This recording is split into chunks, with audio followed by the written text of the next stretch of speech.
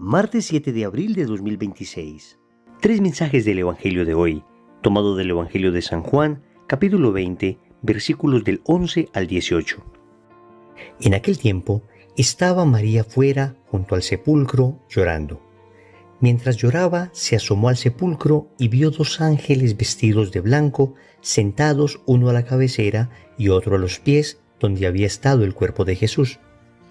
Ellos le preguntan: «Mujer, ¿por qué lloras?». Ella contesta: «Porque se han llevado a mi Señor y no sé dónde lo han puesto». Dicho esto, se vuelve y ve a Jesús de pie, pero no sabía que era Jesús. Jesús le dice: «Mujer, ¿por qué lloras?».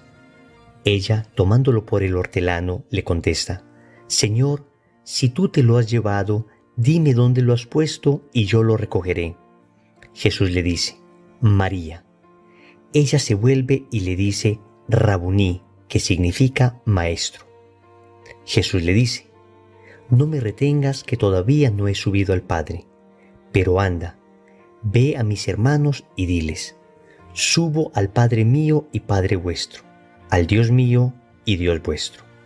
María la Magdalena fue y anunció a los discípulos: «He visto al Señor y ha dicho esto». Palabra del Señor. Gloria a ti, Señor Jesús. De nuevo, la liturgia nos vuelve a presentar la figura de María Magdalena. Es increíble cómo el Señor reivindica el papel de la mujer. En una cultura bastante machista, en una cultura en la que ni siquiera el testimonio de la mujer era válido, el Señor escoge a esta mujer como testigo de su resurrección, como la primera que anuncia la resurrección de Cristo. Y vamos a reflexionar tres mensajes de este bello Evangelio. Primero, ¿por qué lloras? Segundo, el Señor te conoce por tu nombre. Tercero, debes dar testimonio. Vamos con el primer punto. ¿Por qué lloras? En varias ocasiones el Evangelio nos menciona a María Magdalena llorando. Y María Magdalena está llorando porque no veía el cuerpo de Jesús y no sabía dónde lo habían puesto. Había tristeza en María Magdalena, pero la tristeza que ella tenía era una tristeza producida por el amor. La ausencia del ser amado le producía tristeza. Y nos podemos preguntar nosotros también hoy: ¿por qué lloramos? ¿Tú por qué lloras? ¿Qué te produce tristeza? Y podríamos decir que existen tres motivos por los que uno puede experimentar tristeza. Primero, motivos superficiales. Segundo, motivos meramente humanos. O tercero, motivos divinos. ¿Qué te produce tristeza a ti? ¿Acaso motivos superficiales? Cuando decimos motivos superficiales, pensamos en aquellas tristezas producidas por cuestiones bastante secundarias. Tristezas que se nos producen por cosas que no son esenciales en la vida y sin embargo le hemos dado demasiada importancia. La tristeza, por ejemplo, que uno puede experimentar cuando no se realiza un capricho que uno quería. O la tristeza que uno puede sentir cuando no gana el equipo de fútbol preferido. O la tristeza que uno experimenta cuando pierde algún juego. En fin, tristezas superficiales. Es natural que uno sienta un cierto desánimo cuando suceden estas cosas, pero hablamos de personas que de verdad se ponen tristes por esto. Se les daña el día. Motivos superficiales. Pero también existen motivos meramente humanos por los que uno puede experimentar tristeza. Pensemos en la muerte de un ser querido, pensemos en la enfermedad cuando toca a la puerta, pensemos tal vez en un revés económico significativo. Son motivos humanos por los que uno experimenta tristeza y no decimos que esto sea malo en sí mismo. De hecho, el Señor nos acompaña en medio de esta tristeza, nos ayuda y nos fortalece para salir adelante. Pero existen motivos divinos, motivos sobrenaturales por los que uno puede experimentar una cierta tristeza. Y aquí hablamos entonces de una tristeza del que ama a Dios y siente dolor por haberlo perdido. Pensemos, por ejemplo, en aquellas personas que experimentan tristeza en su alma al momento de pecar. Esa es una tristeza buena. Es una tristeza que lleva a la conversión. Es una tristeza puesta por Dios en el corazón. Es increíble, pero estamos hablando de tristezas que no solamente Dios permite, sino tristezas que Dios pone en el corazón para llamarnos a la conversión, para llamarnos al arrepentimiento. Y de esta tristeza habla el apóstol San Pablo en la segunda carta a los Corintios, en el capítulo 7, versículo 10.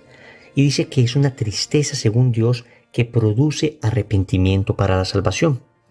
También podremos decir que por motivos divinos existe la tristeza ya no del que peca y tiene la ausencia de Dios por el pecado, sino del alma mística, de la que Dios se sustrae, el alma mística a la que Dios se le oculta durante un tiempo. Estas almas también experimentan una especie de soledad interior, lo que llaman desierto espiritual, y esto produce tristeza, y Dios permite esta tristeza espiritual para hacer crecer a la persona. ¿Por qué lloras tú? ¿Cuáles son los motivos de tu tristeza? ¿Son motivos meramente superficiales? ¿O son motivos humanos que necesitan ser acompañados por Cristo? ¿O son motivos divinos que te llaman al arrepentimiento y que te llaman tal vez a una vida mística? Segundo, el Señor te conoce por tu nombre. Qué bonito detalle nos da el Evangelio al contarnos que María Magdalena reconoce a Jesús cuando éste menciona su nombre. Le dice María. Es que Dios te conoce por tu nombre. Y así dice el libro del Éxodo en el capítulo 33, versículo 12. Te conozco por tu nombre y te he mirado con buenos ojos. Y esto es bien importante porque muchas veces uno cree que para Dios somos como una creación en masa. Nosotros simplemente somos un número más en la lista de Dios. Se nos olvida que Dios conoce a cada hijo con nombre propio. Y para nuestra mente es imposible como dimensionar esta realidad, porque uno no es capaz de conocer íntimamente a cada persona que existe. Pero tal vez uno como papá puede experimentar algo de lo que sucede con el amor que Dios tiene a cada uno de nosotros. Para mí, cada hijo no es uno más en la lista, sino cada hijo es ese, especial, único. Y a cada hijo le amo como si fuera el único que existiera. Y si uno experimenta esto como padre, pues cuánto más Dios experimenta esto con la paternidad universal que tiene y te conoce por tu nombre. Dios no te creó en serie, te creó en serio. Tus dificultades, tus miedos, tus angustias, tus alegrías, Dios las conoce y conoce particularmente las tuyas. Dios conoce particularmente tu corazón, particularmente tu realidad, particularmente tu dificultad. Esto es bello saberlo, porque entonces, así como Jesús le dijo a María Magdalena, María, y ella le reconoció al escuchar esa voz, así Jesús te llama hoy a ti, Juan, Pedro, Simón, Andrés, a ti María, a ti Joana, a ti Clara, a ti Andrea. Dios te llama por tu nombre. Dios se refiere a ti con nombre propio y te ama como si fueras la única que existieras. Te ama como si fueras el único que existiera. Y tus problemas, y tus realidades, y tus dificultades son para Dios tan importantes como lo son para ti. Él te ama y te conoce por tu nombre. Tercero, debes dar testimonio. Después de conocer a Jesús resucitado, después de saber que Él me ama, después de saber que Él me llama por mi nombre, entonces yo no puedo quedarme simplemente para mí con ese amor. Yo debo compartir ese amor. El Evangelio nos dice que María Magdalena fue y anunció a los discípulos lo que había visto y lo que había oído. He visto al Señor y ha dicho esto. Nosotros también hemos visto las obras del Señor y hemos escuchado sus palabras. Hemos visto lo que ha realizado en favor nuestro y en favor de otros. Y hemos escuchado su palabra que nos ha hablado con claridad a través de la Sagrada Escritura, a través de los acontecimientos, a través de esta predicación, a través de aquel retiro, a través de distintos medios el Señor nos ha hablado. ¿Y voy a dejar esta bendición solo para mí? Yo debo contar a los demás, yo debo dar testimonio a los demás, yo debo anunciar a los otros la alegría de Cristo resucitado. Si nos encontráramos en un desierto donde todos murieran de sed, y yo tuviera una fuente de agua que no se agota, sino que mientras más se da, más crece, mientras más la doy, más abundante es, ¿cómo ser egoísta y quedarme para mí con esa fuente de agua mientras a mi alrededor todos mueren de sed? Pues nos encontramos en un mundo que muere de sed espiritual, tiene sed de amor y no encuentra ese amor. Y tú y yo hemos conocido el amor de los amores, tú y yo hemos conocido a Cristo, esa fuente inagotable de amor. ¿cómo no entregarla? ¿Cómo no darla? ¿Cómo no contar a los demás que esa fuente les puede saciar? Que es un agua que salta para la vida eterna, que es un agua, como el Señor le dijo a la samaritana, de la cual bebes y nunca más tienes sed. Debemos anunciar, porque si no anunciamos, si no testimoniamos lo que hemos vivido, muchos morirán de sed. Debes seguir ardiendo, porque si no ardes, muchos morirán de frío. Oremos.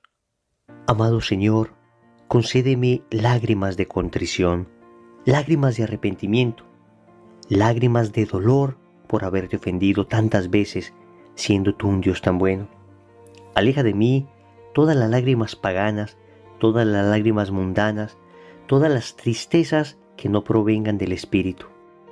También te doy gracias, Señor, porque me conoces por mi nombre, porque a pesar de mis extravíos y debilidades, tú me sigues llamando, me sigues reconociendo, Señor, como hijo tuyo, aunque tantas veces yo he renegado de esa dignidad. Finalmente, te suplico que me concedas una conversión contundente, una conversión absoluta, una conversión coherente, para poder dar testimonio a todos mis hermanos de que tú eres el Señor, tú eres el Salvador. Señor, dame lo que me pides y pídeme lo que quieras. Amén. Recordemos entonces, primero, ¿por qué lloras? Segundo, el Señor te conoce por tu nombre. Tercero, debes dar testimonio. Compromiso. Vamos a tratar de dar testimonio a las personas que conocemos de Jesús resucitado. En el nombre del Padre, y del Hijo, y del Espíritu Santo.